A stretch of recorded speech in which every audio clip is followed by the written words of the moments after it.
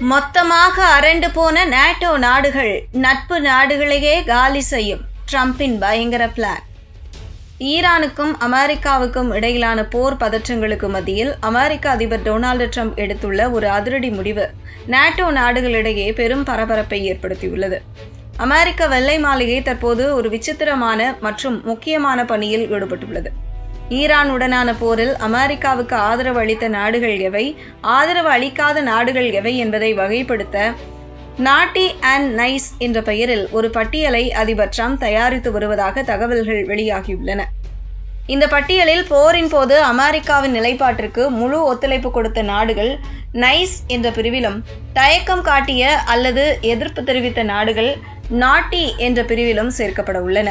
NATO அமைப்பின் தற்போதைய தலைவரான மார்க் ரூடே விரைவில் வாஷிங்டனுக்கு பயணம் மேற்கொண்டு ட்ரம்பை சந்திக்க உள்ளார். இந்த சந்திப்பிற்கு முன்னதாகவே இந்த பட்டியல் குறித்த விவாதங்கள் வெள்ளை மாளிகையில் தீவிரமடைந்துள்ளன. ஐரோப்பிய நாடுகளின் பாதுகாப்பு அரணாக கருதப்படும் நேட்டோ அமைப்பில் அமெரிக்கா மிக முக்கிய பங்கு வகிக்கிறது. ஆனால் ட்ரம்ப் தனது முந்தைய ஆட்சி காலத்திலிருந்தே அமெரிக்காவிற்கு பயன் தராத நாடுகளுக்கு நாங்கள் ஏன் உதவ வேண்டும் என்ற கேள்வியை தொடர்ந்து எழுப்பி வருகிறார். அதன் தொடர்ச்சியாகவே இந்த பட்டியல் பார்க்கப்படுகிறது. இந்த நல்லவை மற்றும் கெட்டவை பட்டியல் வெறும் காகிதத்தோடு நின்றுவிடப் போவதில்லை. இது எதிர்காலத்தில் பல முக்கிய மாற்றங்களுக்கு காரணமாக அமையலாம்.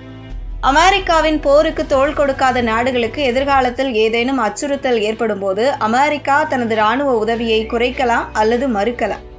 நேட்டோ நாடுகளுக்குள் இருக்கும் பாதுகாப்பு ஒப்பந்தங்கள் மற்றும் ஆயுத தளவாடங்கள் பரிமாற்றம் ஆகியவற்றில் இந்த பட்டியல் பெரிய தாக்கத்தை ஏற்படுத்தும்.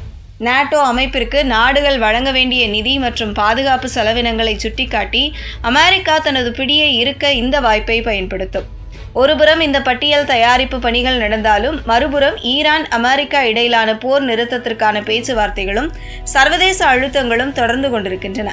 உலகம் முழுவதும் கச்சா எண்ணெய் விலை உயர்வு மற்றும் பொருளாதார சரிவு ஏற்பட்டுள்ளதால் இந்த போரை முடிவுக்கு கொண்டு வர பல நாடுகள் முயன்று வருகின்றன. இருப்பினும் ட்ரம்ப் நிர்வாகம் தனது நட்பு நாடுகளின் விசுவாசத்தை சோதிக்க இதுவே சரியான தருணம் என நினைக்கிறது. எங்களோடு நிற்பவர்கள் யார், எங்களை எதிர்ப்பவர்கள் யார் என்பதை தெளிவாக தெரிந்து கொண்டு அதற்கேற்ப தனது வெளியுறவு கொள்கையை மாற்றியமைக்க ட்ரம்ப் திட்டமிட்டுள்ளார். அமெரிக்காவின் இந்த அதிரடி நடவடிக்கை ஐரோப்பிய நாடுகளில் ஒருவித அச்சத்தை உருவாக்கியுள்ளது. குறிப்பாக போரில் நேரடியாக பங்கெடுக்க விரும்பாத நாடுகள் இந்த பட்டியலால் தங்களுக்கு கிடைக்க வேண்டிய பாதுகாப்பு உரிமைகள் பறிபோய்விடுமோ என்று கவலைப்படுகின்றன. அதிபர் ட்ரம்பின் இந்த அணுகுமுறை நேட்டோ அமைப்பின் ஒற்றுமையை வலுப்படுத்துமா அல்லது அந்த அமைப்பிற்குள் பிளவை ஏற்படுத்துமா என்பதை பொறுத்திருந்துதான் பார்க்க வேண்டும்.